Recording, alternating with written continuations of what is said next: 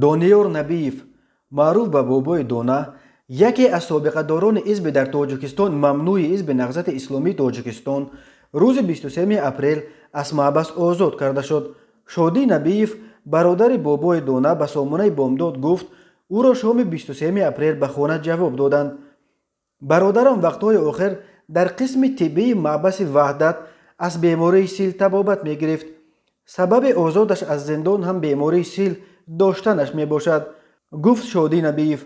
بابای دونا ساکن 80 ساله دهه گلبوته ناحیه رودکی 27 آگوست سال 2020 با اتهام به خانواده های اعضای زندانی حزب نهضت اسلامی تاجیکستان رسانیدن کمک‌هایی که از خارج روان می‌کردند بازداشت و ماه دکبر به 7 سال زندان محکوم شده بود.